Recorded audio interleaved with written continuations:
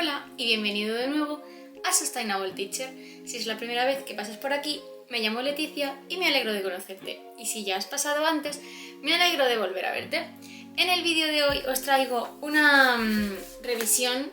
review, ¿cómo se dice esto? Reseña. Una reseña de dos libros que compré a raíz de la charla del doctor Nicolás Olea en Biocultura. Os dejaré el vídeo de Biocultura por aquí si no lo habéis visto. Y pues la verdad es que me los leí hace tiempo, pero pues mi planificación de YouTube / sostenibilidad está bastante llenita siempre y no encontraba el momento de ponerlos. Y la verdad es que el vídeo que tenía que grabar hoy era el impacto de... A ver si la tengo aquí el ordenador. De los tejidos, de los distintos tipos de tejidos. Pero no me ha dado la energía vital, porque estoy todavía con temas de jefatura de julio y con la tribunal de oposiciones. No me ha dado la energía vital para hacer la búsqueda concienzuda ya con los artículos, porque siempre tengo un conocimiento, ¿no?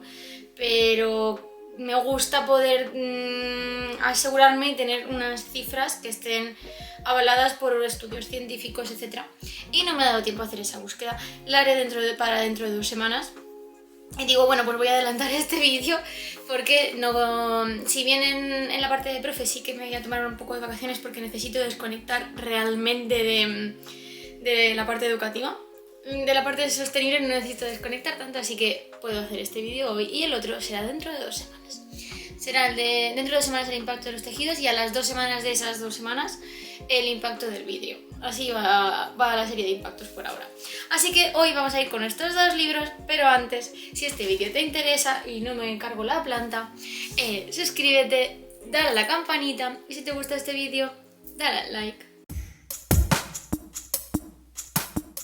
Bueno, pues como sabéis, en noviembre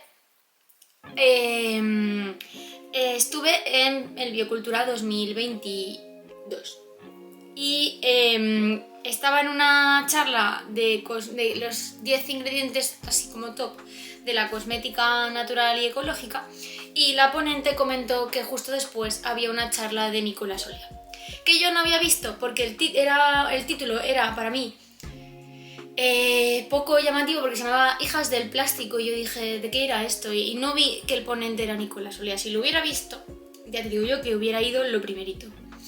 Se llamaba Hijas del Plástico porque él considera que las más afectadas por el tema de los disruptores endocrinos, y muchos de los disruptores endocrinos están en el plástico, son las mujeres, porque hormonalmente tenemos más variabilidad y es más fácil que los disruptores endocrinos de estas sustancias derivadas del plástico nos afecten a nosotras que a los hombres. Y de ahí lo del nombre de la charla de Hijas del Plástico, porque ponía de ejemplo una muchacha teórica que se llamaba Carmen, que había nacido como en los años 80 o 90, y todo el plástico que había ido incorporando a su cuerpo desde bebé, desde el biberón, ¿vale? Y entonces pues de ahí el nombre de la charla.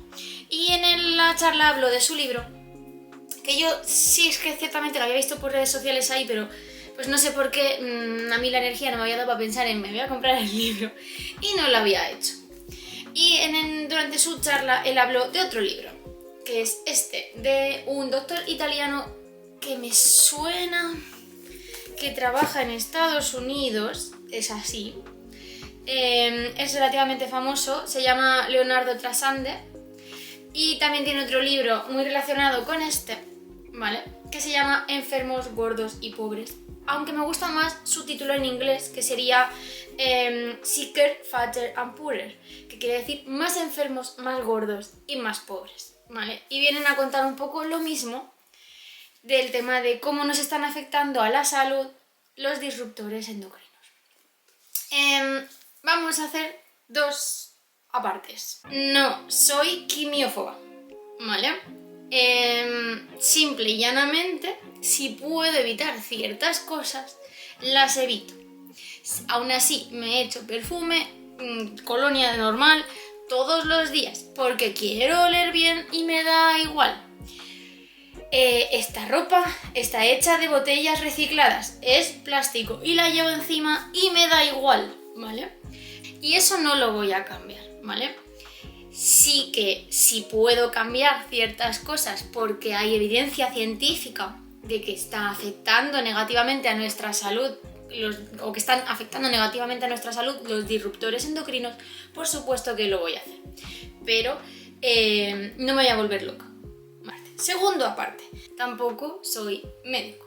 Yo no soy experta en este tema, o sea, en todo caso soy bióloga molecular, pero no soy ni endocrinóloga, ni soy bioquímica, ni tengo conocimientos extensos de química orgánica, que es la química que se encarga de estudiar los disruptores endocrinos en todo caso. Entonces lo que yo os voy a contar es un poco de estos libros y ya el que quiera que se informe y se interese. Después de estos dos incisos, vamos con los libros. Vamos a empezar, ambos empiezan hablando de qué son los disruptores endocrinos. Entonces, los disruptores endocrinos son unas sustancias químicas, en este caso que muchas derivan del plástico, derivados de compuestos plásticos, que tienen una estructura química similar a hormonas de nuestro cuerpo. Por ejemplo, está ya estudiado, de hecho eso lo dije yo un día así como azarosamente, que era un pensamiento mío propio, comiendo con mi familia un día en verano, que hay que ver que todos teníamos déficit, todos en plan la sociedad occidental, teníamos déficit de vitamina D y todos los alimentos venían suplementados de vitamina D, la leche viene suplementada, los cereales vienen suplementados, había un montón de suplementos o de suplementación en nuestra dieta normal y pese a todo teníamos déficit de vitamina D y teníamos que tomar pastillas, ¿no? El calciferol o como se llame.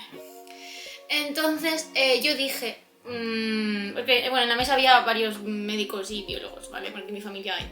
Yo dije, pues la verdad es que yo creo que es que hay alguna sustancia química que esté presente en el medio ambiente que está compitiendo está inhibiendo, está haciendo una competición inhibitoria con las enzimas que tienen que procesar nuestra vitamina D. Es más afín la enzima a esa sustancia química y entonces no está cogiendo vitamina D, sino que está cogiendo ese disruptor y la ruta se rompe. Los efectos pues ya pueden ser muy variados. Entonces, ambos libros empiezan hablando de qué son los disruptores endocrinos y luego se dedican a desglosar las sustancias que normalmente son los principales disruptores endocrinos del cuerpo. Os voy a decir, por ejemplo, porque tengáis una idea de nombres. Los PCBs, el BPA, ¿no? Famoso BPA, ¿qué tal? El PET, todos los que sean perfumes, los plásticos con los que se envasan las comidas. A ver, por ejemplo, vamos a ver la lista aquí de la página esta, que tiene una lista, tiene una tabla bastante interesante al final. Si llego. Vale, aquí. Los eftalatos, por supuesto. Los eftalatos con muchísimos prefijos, ¿de acuerdo? Todos los bisfenoles, que no solo hay bisfenol A, los PFOAs y los PFOS, que son los del teflón de las sartenes. Y, por ejemplo, los parabenos, entre otros. Y en este libro la verdad es que viene a referir más o menos los mismos. Aquí no hay un índice tan claro, a ver si al final lo encuentro. No, pero tiene un índice analítico y de nombres bastante interesante en todo caso. A ver que ponga, por ejemplo, a ver si veo así cosas rápidas al vuelo. Bueno, vienen a decir los mismos, los bisfenoles, las benzofenonas, que nos he dicho antes. El DDT, por supuesto. Son más o menos los mismos los que estoy viendo por aquí. No sé, no veo ninguno que no haya nombrado ya. Los PCBs, que creo que los había dicho ya antes también. Los PFOAs y todos estos también. Bueno, el caso es que ambos libros tienen una estructura muy similar, ¿vale? Los primeros capítulos están dedicados a hablar de qué es la disrupción endocrina. Luego se empieza a desglosar los diferentes disruptores endocrinos de los que estoy hablando y acaban hablando de qué consecuencias a nivel de enfermedades están produciendo. Se creen que están relacionados pues con disrupciones del metabolismo en general, con obesidad, con algunas enfermedades más raras, con endometriosis, con todos los problemas y consecuencias que acarrea el déficit de vitamina D y por supuesto con cáncer, ¿no? Entonces, ¿cuál es la principal diferencia entre estos dos libros? El de Leonardo Trasante, aparte de que es más finito, está escrito en un tono mucho más divulgativo.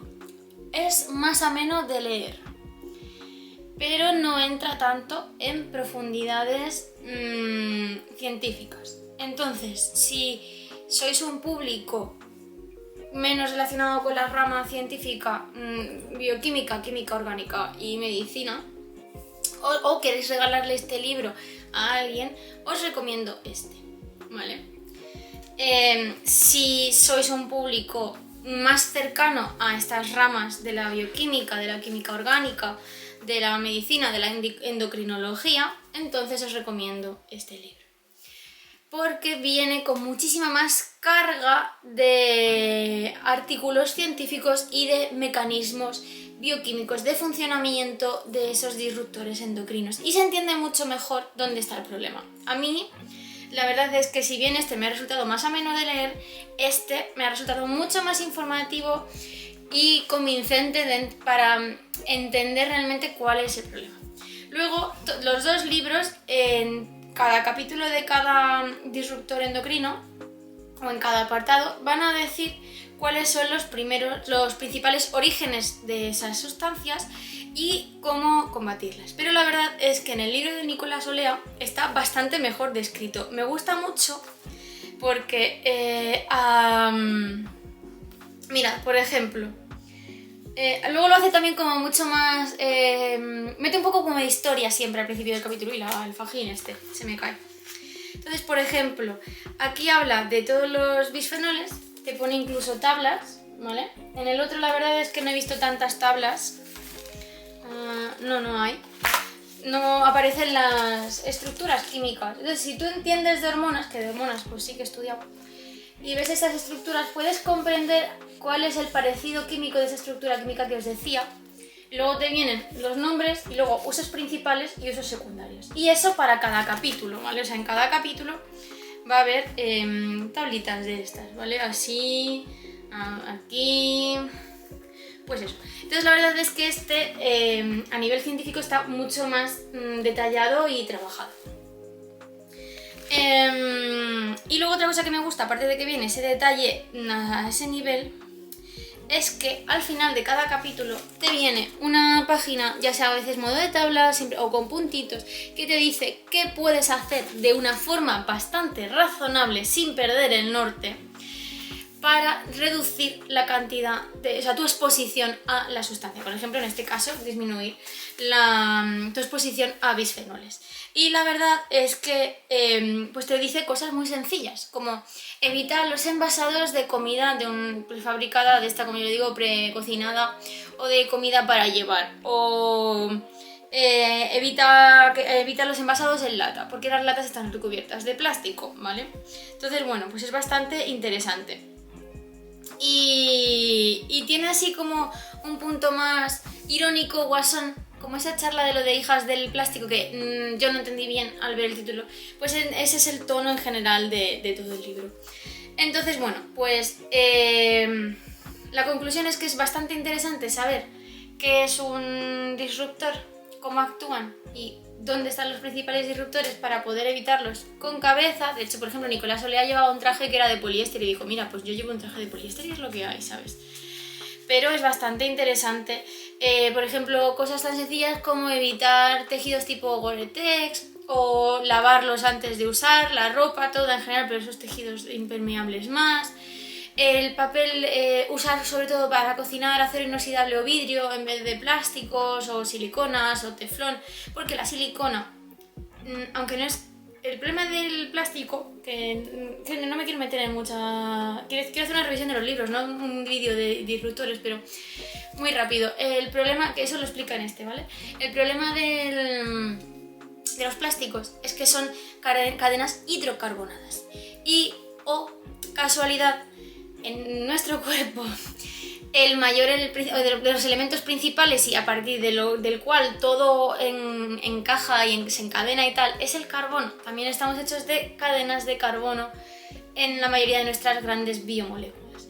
Y entonces, claro, ahí es donde está la gracia del engaño. Cadenas hidrocarbonadas con oxígeno y más cosas, pero bueno, y ahí es donde puede ocurrir el engaño. La silicona, lo que han hecho es imitar la química del carbono, pero de forma inorgánica con silicio, ¿vale? Entonces, aparentemente, hasta donde se ha visto hoy, y no hay muchos estudios todavía, el silicio es inerte para nuestra bioquímica, porque no hay conexión entre el silicio y el carbono, si bien químicamente tienen una estructura también similar y hacen redes muy interesantes, redes cristalinas muy interesantes. Por eso la silicona por ahora se ve como un elemento inerte y apto para alimentación, para los niños y que no tiene disruptores endocrinos. ¿Que se descubre dentro de 20 años que el silicio es capaz de cambiarse a carbono y ya la hemos liado? Pues no te digo que no. Pero por ahora... Pero bueno, acero inoxidable y vidrio, pues mejor. Entonces te va diciendo todo este tipo de cosas. Y la verdad es que al final son como consejos muy sencillos. Y luego también se mete, no solo en los consejos, porque este habla de origen, consecuencia, cómo evitarlo. Y ya, sin más, esta parte de origen, causa científica, consecuencia y cómo evitarlo también se mete en otros charcos, tipo qué están haciendo las industrias, qué están haciendo los gobiernos, y por eso me parece mucho más interesante, pero para leerlo con mucha tranquilidad. De hecho, tardé bastante en leérmelo porque es denso con ganas. Mira, más tablas acabo de ver aquí. Y ya está, que no quiero alargar más este vídeo. Espero que os haya parecido interesante la reseña de estos dos libros. Si no tenéis mucho conocimiento de química, os recomiendo este. Si lo tenéis o aún así queréis profundizar mucho en el tema, os recomiendo este. Al final el mensaje de los dos es el mismo, la información básica de los dos es la misma y es muy interesante en todo caso. Y ya está, hasta aquí el vídeo de hoy. Cualquier duda, cualquier cosa, la dejáis en los comentarios.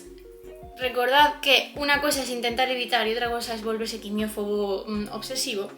Y por supuesto, nos vemos pronto.